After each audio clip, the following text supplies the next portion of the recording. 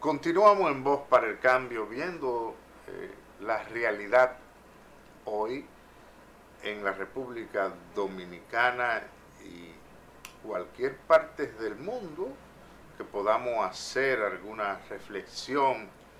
En ocasiones también participamos y por eso vamos a decir que está pautado reunirse en el día de hoy el Consejo de Seguridad de la ONU con un punto principal, tomar la decisión de enviar a Haití las fuerzas pacificadoras.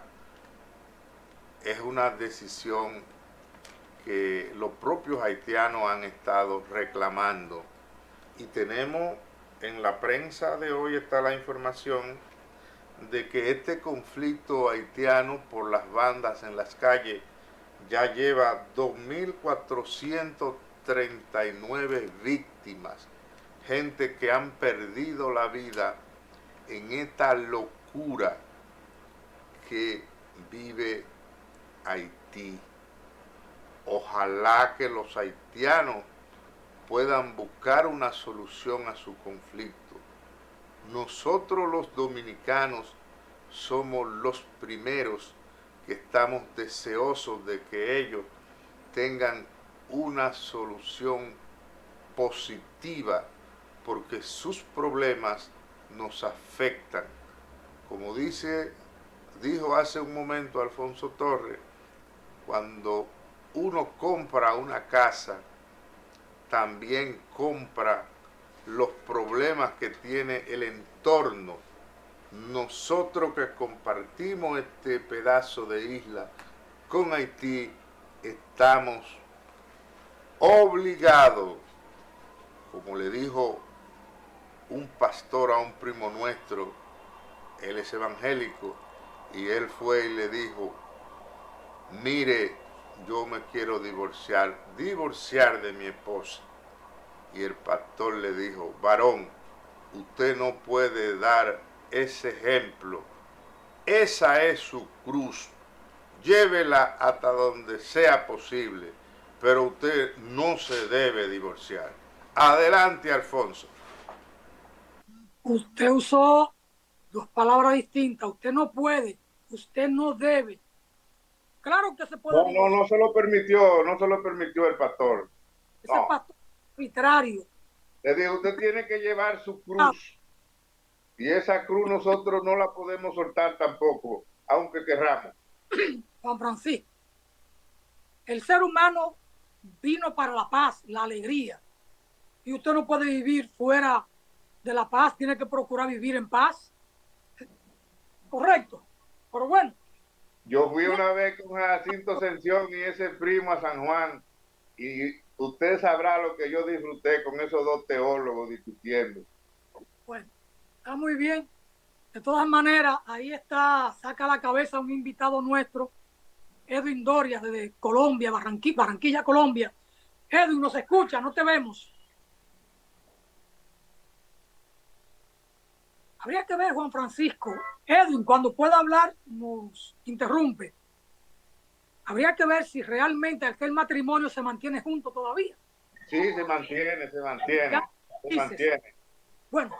Buenos días. Edwin, ¿qué tal? Buenos días, Alfonso. Bueno, Juan Francisco, gracias aquí por invitarme para conversar de la cultura, del teatro, que a mí me parece que sobre todo que... trabajando fuertemente ahora en el tema de la paz, con el arte, la cultura, promoviendo y motivando a la gente a la participación en este nuevo proceso de paz que se abre en Colombia. Bueno, muchas gracias, Edwin. Nosotros empezamos el programa exactamente hablando de la paz, con tantos problemas que hay en la sociedad, que tiene la humanidad.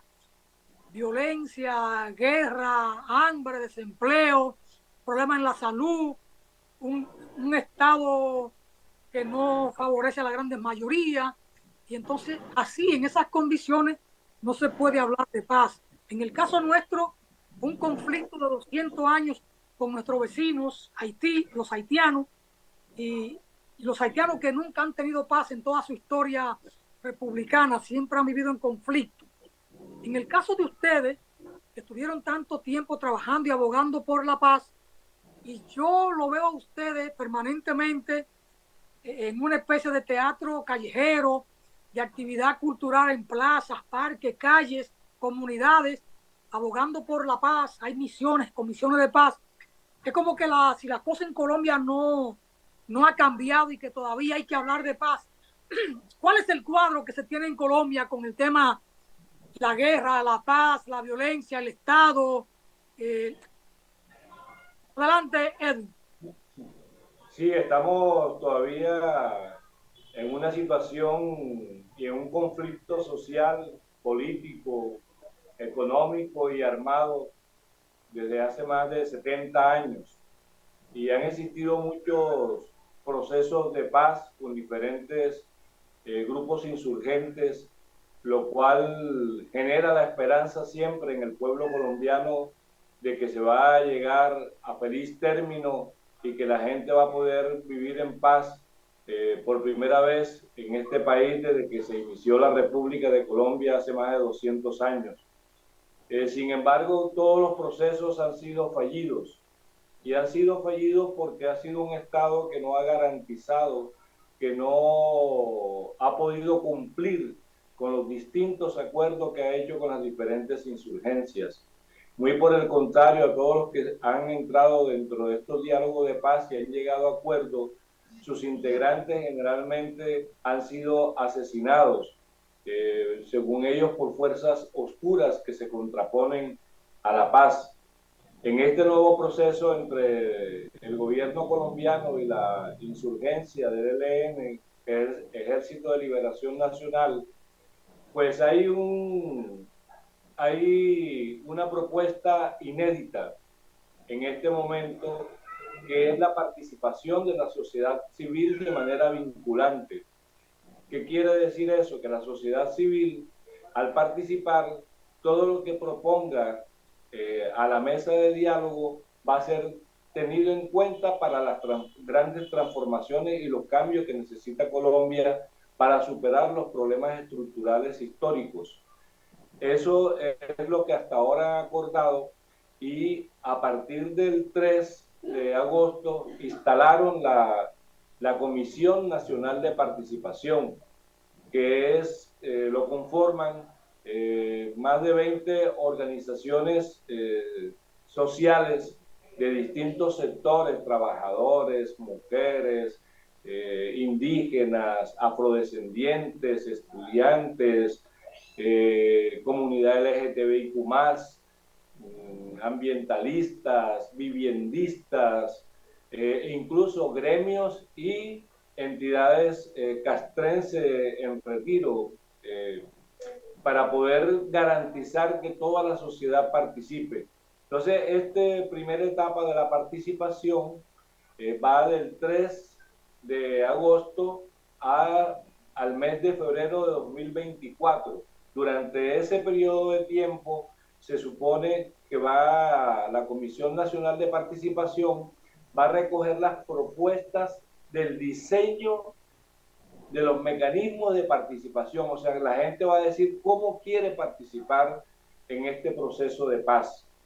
Y a partir del mes de febrero se inicia la participación con las propuestas de la gente hasta el 2025, que eso debe convertirse en leyes, acuerdos, ordenanzas, pero que sean implementados y que las transformaciones se vean para poder llegar a un acuerdo con la insurgencia del ELN.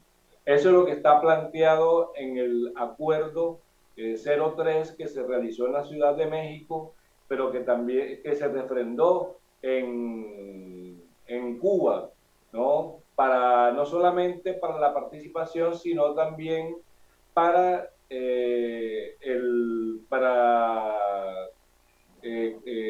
hacer una tregua de 6 meses de no agresión ni el ejército a los combatientes del Ejército de Liberación Nacional, ni el Ejército de Liberación Nacional al ejército colombiano. Ese acuerdo comenzó a darse y estamos en ese proceso. Nosotros como artistas, como colectivo de Cabildo Arte y Paz, tenemos dos espacios motivando, informando y formando a la gente y organizándola para la participación. Esos espacios son la Minga Cultural, Artística y Comunitaria y el Café con Aroma de Paz, donde vamos a las comunidades y a través del intercambio de saberes, de experiencias y de conocimientos, vamos construyendo las propuestas que la gente quiere que sean escuchadas en este nuevo capítulo de la paz en Colombia. Adelante, Juan Francisco. Gracias por participar en Voz para el Cambio, Edwin. Nos alegra, y por lo que usted nos está contando, parece que la sociedad civil se ha integrado en Colombia para defender la democracia, que es lo mismo que decir la gestión del presidente Petro. ¿Es así? Sí, ha sido conveniente este nuevo gobierno porque es un gobierno democrático, progresista, que ha permitido que se abra este tipo de diálogo y de participación de la sociedad civil, porque en los procesos anteriores la sociedad civil participaba, pero no era vinculante, que es lo importante y es lo inédito de este proceso. Además, el presidente Petro, además de los diálogos con la insurgencia del Ejército de Liberación Nacional, ha abierto los diálogos con otros grupos, con grupos armados al margen de la ley, bandas, paramilitares, en fin, toda una gama de gente armada que está haciendo mucho daño al país desde hace muchos años, pero que no tienen un fin político, sino que incluso muchos han estado del lado del Estado. Y eso ha causado que tengan no solamente el poder de las armas, sino también el poder económico, pero también el poder amenazante en las elecciones. Entonces el gobierno de Gustavo Petro ha creado lo que él ha llamado la paz total, que consiste en hablar con todos los grupos armados, pero con diferencia, porque no es lo mismo una insurgencia que tiene fines políticos a unos grupos armados que tienen fines, que tienen alianzas con el narcotráfico, que tienen fines económicos y que muchos son también unos brazos armados o están en contubernio con militares, con políticos, con empresarios, para poder amedrentar a la población y sacar provechos económicos de esta situación. Esta es la nueva versión. Ahí, pues, por supuesto, hay mucha gente que ha criticado esta propuesta del presidente Gustavo Petro, pero la mayoría de la población colombiana que votó, más de 11 millones de colombianos que votaron a favor de la paz, pues estamos convencidos que este es el camino. Este es el camino porque tenemos que lograr realmente esa paz que hemos anhelado durante mucho tiempo, pero todo depende del empoderamiento de la sociedad civil. Que la sociedad civil se organice, que la sociedad civil pueda hacer suya la paz y pueda defenderla, no solamente en esta etapa de participación, sino cuando se lleguen a los acuerdos de ser la misma sociedad civil la garante de que se cumplan los acuerdos, porque este gobierno no puede estar muy en sintonía con este proceso, pero es posible que llegue otro gobierno, como sucedió en los acuerdos anteriores con las FARC, que desbarata todo lo que se ha hecho. Entonces, es la sociedad civil realmente lo importante en este proceso, porque tiene que ir más allá de una mesa de diálogo, porque los beneficios y lo que se quiere es que los beneficios sean para la sociedad civil, que es la que ha sufrido el conflicto, no solamente a nivel de la violencia que se ha generado, que ha desplazado a más de 10 millones de colombianos que hoy son víctimas del conflicto armado, sino también que le devuelvan sus tierras, que pueda la gente tener acceso a los servicios públicos, a la alimentación, a la educación.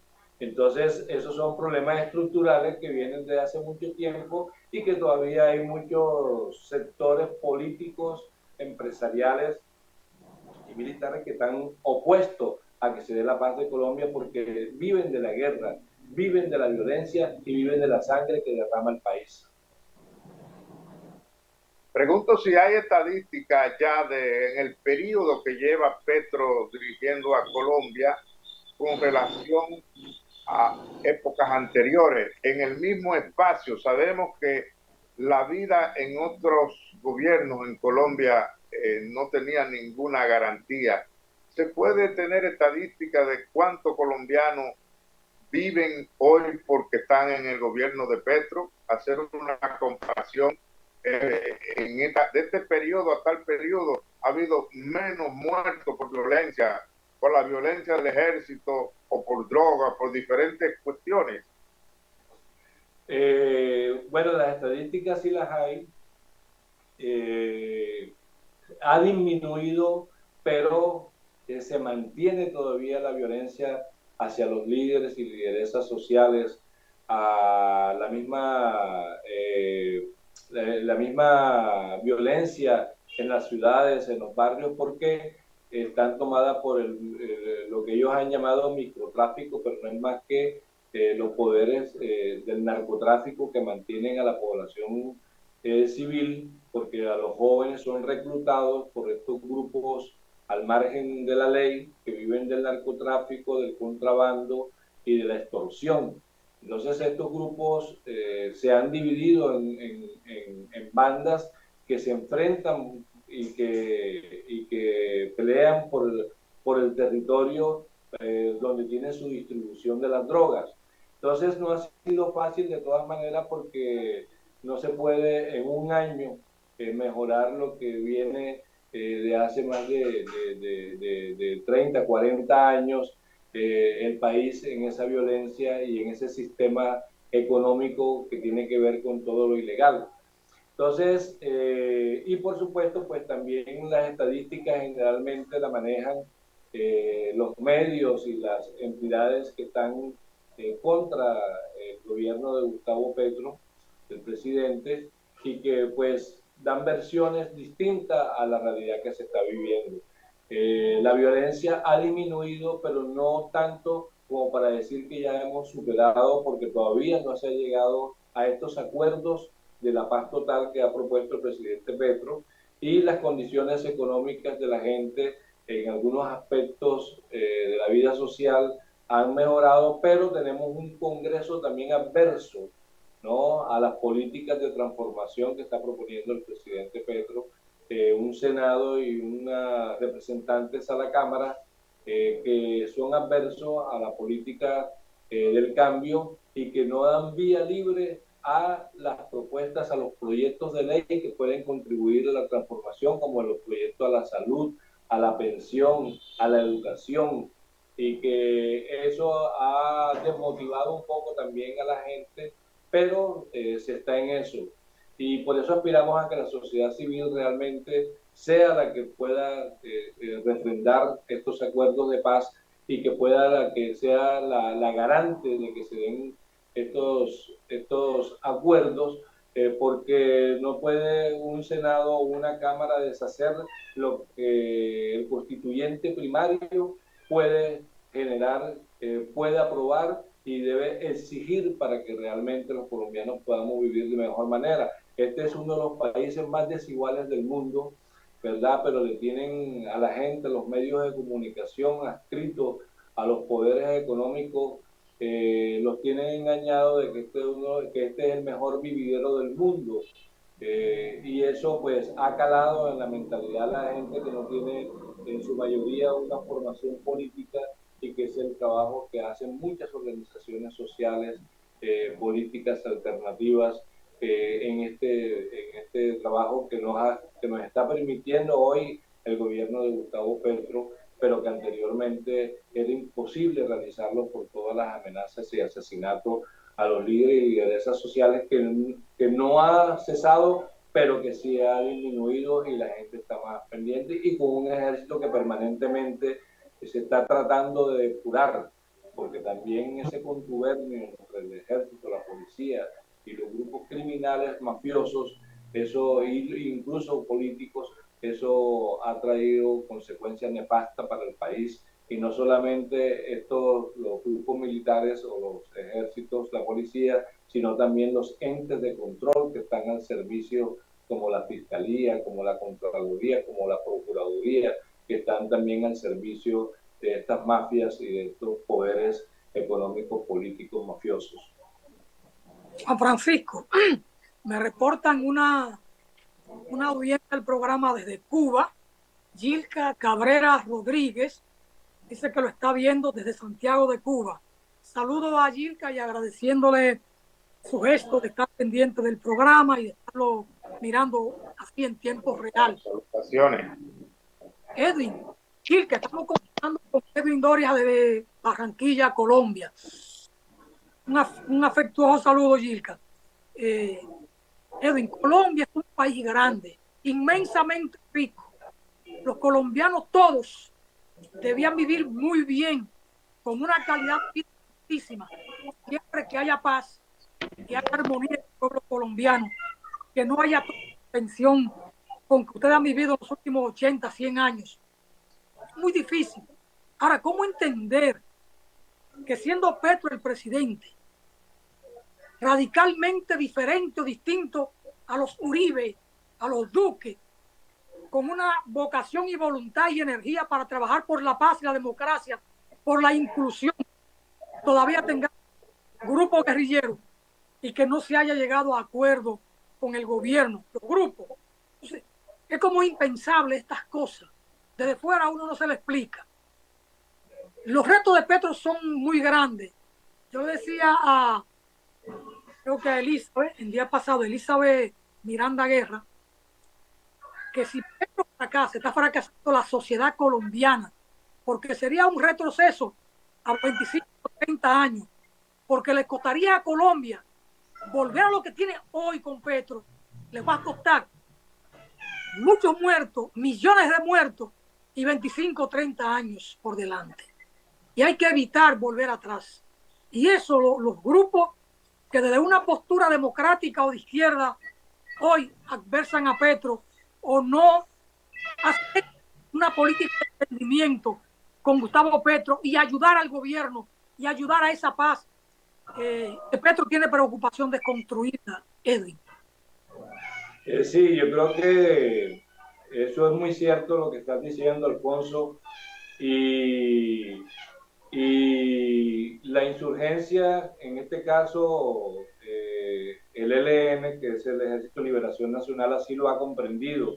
Y por eso han llegado a este acuerdo de cese al fuego bilateral temporal para poder aclimatar la paz, el proceso de la participación de la sociedad civil en este proceso de paz.